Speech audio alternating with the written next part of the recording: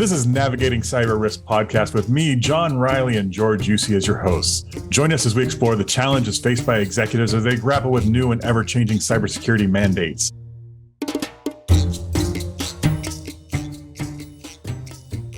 All right. We're here today on another episode of Navigating Cyber Risk, and we have John Riley, President, who is the other counterpart, usually introducing Navigating Cyber Risk. Thank you, John Riley. My pleasure to be here. Hi, wait, yeah, maybe I should do an introduction here since it's my normal podcast. But I wanted to see how you did it this time, so great, thanks. Ta-da-da! We can get into this and we can even do the Jeopardy theme song. I think you and I chose the topic today. It's pretty paramount. It's pretty risky, but you know what? We're into risk, aren't we? We're into managing cyber risk. So we saw, actually, Mel sent it to us on Yahoo Finance, this article. And the article was, don't let deregulation fool you just because a compliance requirement disappears. I can't talk. I wash my mouth. I can't do anything with it. It doesn't mean the underlying risk does disappear. Yes, that is the article that she sent us. Now, and maybe we should link the article and everything in the show notes. In the show, but so really, what it comes down to is the current administration is doing a 10-for-1 sale of regulations, as we would say, right? If you want to do a new regulation, you got to get rid of 10 of the old ones. Now, there's nothing new to that. There's still laws in Arizona, for instance, about how to tie up your horse to the outside of the bar, right? And there's all kinds of old regulations that are still in the books, and nobody goes back. It's kind of the idea of nobody ever goes back to clean up those items. I could say in IT that's also one of the things that kind of gets you in trouble. Everybody thinks, hey, I got that project done and I'll go back and fix it and harden it later. Later never comes, except when the hackers come. So there's that underlying risk thing that we were talking about. Just tying it back together there. But anyways, so really what it comes down to is with the deregulation, does that mean that hackers are just going to stop trying because now they're not regulated? And no, what it means is that they're going to come out in droves even more, right? I think the other thing that means is we're trying to get rid of some of the federal regulations. So what does that do for us as a business? It means that there is now going to be 50 different versions of those regulations from each state. And so depending on how many states you do business in, you'll have to be paying attention to all of those. It's going to get ugly. Let's try to dumb it down to Valerie World on this stuff. And when I say dumb it down to Valerie World, we need to bring it down technically a notch for myself. But here is how I sort of heard what you were saying. First of all, when we're talking about deregulation, every country has their own set of regulations. Now we're talking about a United States regime change that everybody's up in arms over. And it happens every 4 years and we all go, blah, blah, blah, and all that kind of stuff. We do that. And whether we like it or not, okay. However, when we're switching to that and we say 50, we're talking primarily United States. Let's expand it. France, England, they all have their own sets, right, of regulations. So in discussing this, now within the United States, there was already how many pending laws? Well, there's already 50 different breach notification laws across the states. Then there's about 36 different laws regarding information processing and privacy. So not all states have passed something there. So, I mean, ultimately, you're 86 different laws and counting. California's got 2 specifically for privacy. So that's not going to stop. But as those roll in, it gets more complicated. Okay. So let's take the state of California alone. Anybody who has, and I originally am from California, anybody who knows California, we used to affectionately call San Francisco the state of San Francisco because it had its own laws. And so there's about 3,000 laws on the book, I think is what someone told me last. So now we've got each state that has some sort of privacy, hacking, this kind of thing. What does that mean to a business owner? We're not talking about the IT guy specifically. When we're talking risk, risk is now far reaching.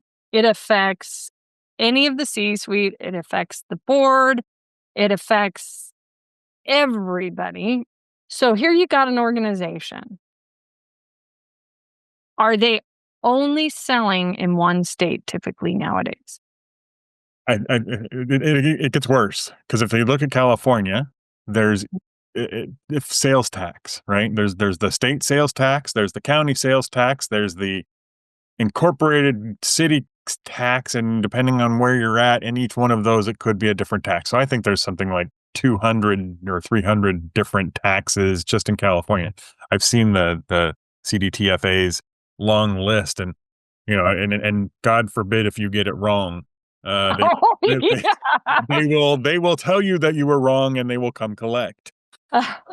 And so it becomes that complication of where am I selling? If you multiply that out to different states, because I'm in Florida, and we've got a similar thing. Each state, county, city can do their own thing on top of the state, base tax. So it becomes extremely complicated from the sales tax standpoint. And there's companies out there that Alvalera that specifically just do sales tax for you, but of course there's a cost to it. But it helps you stay in compliance, which keeps the people from knocking on the door. If things continue the way that they're going, there's going to need to be that same sort of guide, the Sherpa for compliance around that to help keep you out of the hot water of the different cities, states, counties, nations. Nations. And I think that that's the perfect example, because if I'm a business owner, that resonates with me.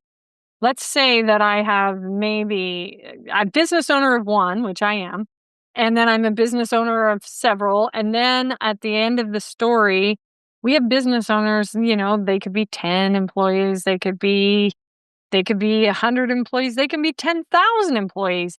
Here's the thing, it still applies. And it's still chaos. And you didn't even mention Massachusetts. I was in tax and accounting. You didn't even mention Massachusetts and all their townships. And I mean, that was the tax law was like the most crazy thing on the planet across the states. And we've got kind of this weird dynamic of, okay, yeah, you have to pay to make sure that you're okay just in taxes. So why would it be any different in privacy? Privacy or data. I mean, all of those things are there needs to be management. There needs to be an understanding, and especially it's still fairly new. I mean, if you go back, I mean, we've only had the internet now for what, 40 years. I mean, in the grand scheme of things, that's still fairly new, right? Yes. I don't even know. There's been Maybe it was a little longer, but we just didn't know about it. no, yeah. I mean, it was DARPA. DARPA was around before that and everything. When it became commercially viable, we'll just Commercially viable. Yes, yes, yes. I guess it was really, but only about 25, 30 years ago. So I mean that it started. I'm using. I remember some of the original web browsers that were, but that's tangent. Okay. So, anyways, data. So that data and the data creation is so new, especially when it comes to like photos and the number of photos that are being created and different types of data. It's overwhelming, and there's honestly no way for the regulations themselves to keep up. I mean, if you look at how long did it take us to get seat belts in place for vehicles? I'm still mad about that one. Why do we have to have a law? Aren't we just common sense? Wear something to save yourself? I don't know. I'm in the great state of Florida where you don't have to wear a helmet if you've paid for your motorcycle. So, uh, no. So, anyways, yeah. So data is still new. I mean, in the grand scheme of things, and it's moving faster than the regulations can keep up, and the politicians and everything else. Because I mean, if we look at the politicians at the federal level, some of them are not even used to having a computer. Let's just put it that way, or a phone, or anything else. And so to have them try and regulate some of the new things and the applications and everything else that go into them is really a change. I mean, if you think back how long, I mean, we're at iPhone, what, 16? So the iPhone's only been out for 16, 17 years, 18 years, something like that. And they were the first ones to be the smartphones. I mean, that is a very short period of time. And that's from a privacy standpoint. It is still, You're watching me roll my um, eyes because I could probably tell you about the life drive, but we'll go on.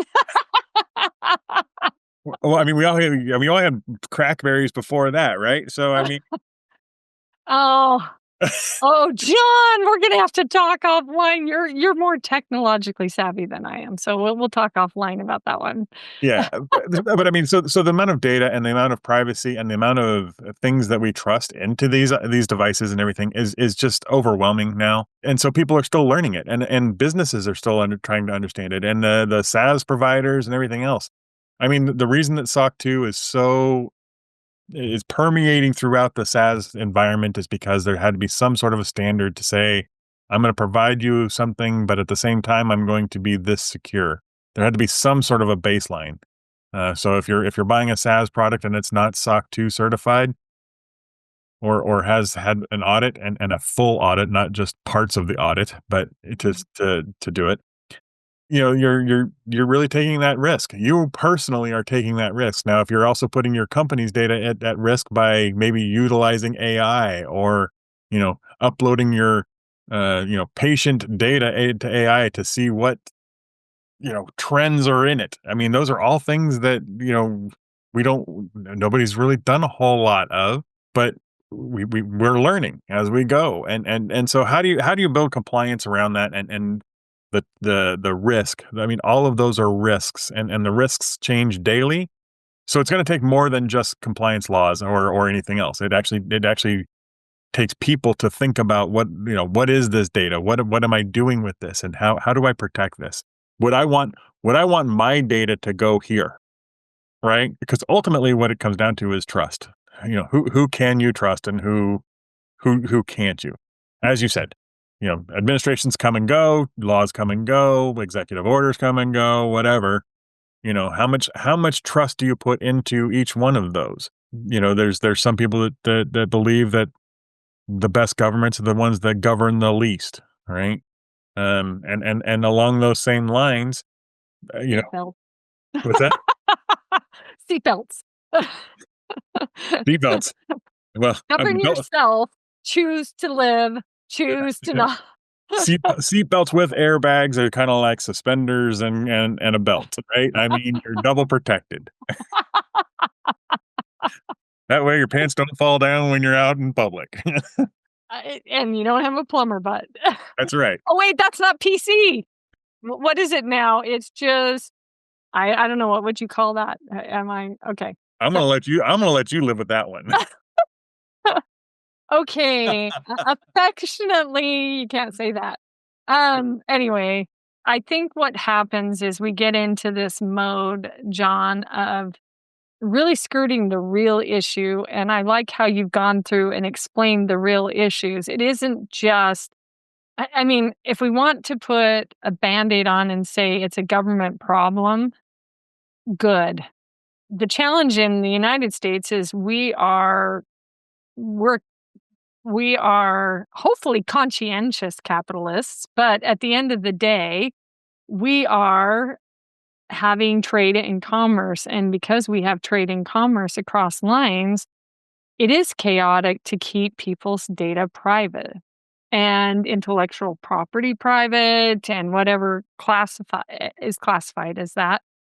And with the emerging state laws, as well as some of the additional laws that have already been there, many do not realize that they are already at risk. And I can't think of any that aren't interconnected. I mean, a lot of them are interconnected when it comes to like privacy laws. I mean, the New York law stands on its own versus the CPRA, California law, which stands on its own. So they're all dealing with data, but they all deal with it differently. There's different requirements for each one, and then there's different penalties for not following those. Now, if you're just doing business and you've got your laundromat in one place, and you're collecting coins, and and you know what those are, great. If you're doing business on the internet and you're trying to actually win customers somewhere else outside of your own district, it's going to get, as soon as you make that leap outside of your city, That's it. that's the point. That's when you got to start taking a look at all these complications. And when I said interconnected, so now you're the laundromat that takes credit cards. Yeah, then you've got some regulations there too. There are not so many. I said interconnected. I meant connected, like across state lines or whatever, that there's not many that are not connected anymore to either some type of processing, internet, whatever, however it goes across. But as you've noticed, even the laundromats now take credit cards instead of coins and debit cards instead of coins. So there's not many in the United States that aren't somehow online, some way, somewhere, somewhat. But that's a very true statement. I loved what you said about New York and having its laws. And no, they're not connected. There's some standardization between California, and they might cross. Something might satisfy the same law, but you have to know that to understand that. It's really 50 different solutions to the same problem. Ah, that's what we're going to call this episode. 50 different solutions to solve this problem. But except for the problem with SEO, they'll probably like more, don't let deregulation fool you, because, who's searching for giving that to show notes for Mel on this one, right? What are we doing to fix this problem, John? So ultimately, what it comes down to is this is the reason that we have the whole purpose of our governments, right? Of the state and federal governments is that the 50 states are an experiment, and can be a way of trying out these different laws. But when you find one that works and does well, then generally that law should become some sort of a federal government or a federal regulation that we all accept and we can understand, because then it takes away some of the complexity. Um, are we going to get there anytime soon? Probably not, because we keep making changes on the technology side and running at the speed of technology. But at some point, some of the older items maybe we could put to bed, as far as the differences between them and some of the penalties for not doing these things, and all of those things that are complicated should roll up into the federal government. Now, is it going to happen under this administration? No, it's not. So we're going to have a lot of confusion over the next 4 years, maybe however long, until it actually does boil up and become something that the federal government wants to try and tackle again. They've tried to tackle it a couple different times, but it hasn't been a big enough issue yet to actually make it through. So I think that complication is still going to be there for quite a while. You're going to need that Sherpa for a while, and or dedicate a bunch of internal resources that understand it and can actually tackle that for you. But again, it is a bear. I mean, sales taxes and everything else on top of it. The question is, do you do your own sales tax right now for the entire U.S., or do you outsource it? I think that's probably one of the big questions that you ask as a business owner. I think it's going to be very similar to the same thing from a cybersecurity compliance standpoint. It's much better to trust an expert that has to do it once for thousands or hundreds of thousands of customers, versus trying to keep track of it yourself for all of the different districts and different districts. Yeah. And I like how you said this administration, probably not, because we're moving at the speed of technology. There's another title for this podcast, right? Moving at the speed of technology. But there is reaching out to consultants to help you with those state laws. They are a moving target. I'm just going to warn this audience. It's a moving target as well. It's moving at the speed of technology. That's the problem. People feel like compliance is a destination, and it's not. It is a continuous thing. The cybersecurity maturity model certification, the reason that it's maturity is because it is continuously changing. If the iPhone is in its teenage years still. Right. So having that idea that it's a teenager and still needs maturity is probably a pretty decent way of looking at it. The data collection, all of those things, we still need to mature as a country, as a people, as a business. It is not going to be. It is not one and done. And yeah, I don't think that it ever will be one and done. Even in the maturity, even when somebody claims they're an expert, it's the same thing. You're not really an expert if you claim it. So I'm claiming I'm an expert.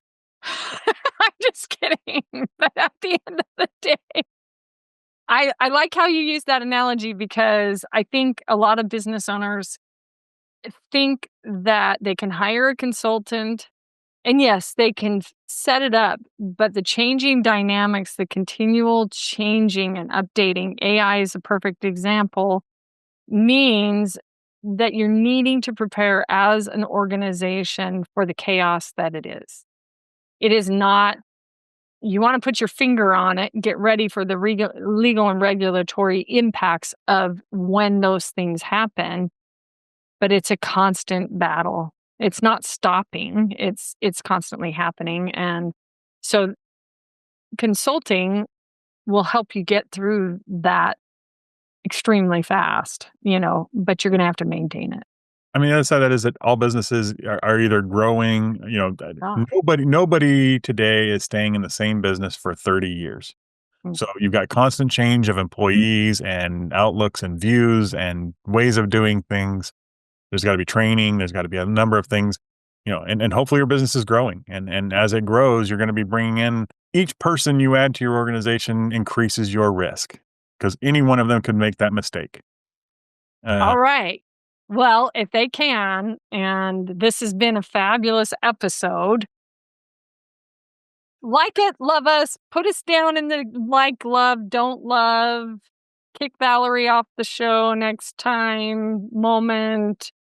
But if you really, honestly and truthfully, get help with this is not a... All right.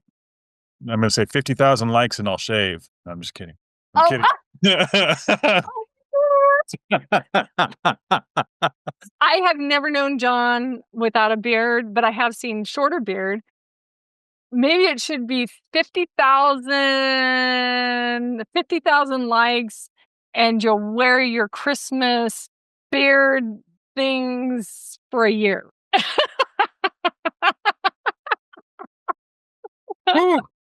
Your ornaments. I know I'd have to change that up a little bit, but all right, we'll figure something out. Let's get to the 50,000 likes, then we'll figure out something cool to do. How's that?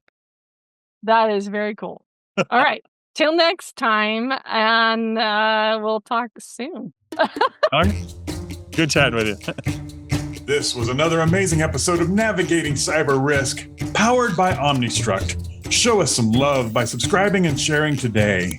Reach out to us with any comments, questions, or ideas about future shows by emailing us at podcast@omnistruct.com. Until next time, remember, governance is not a technology.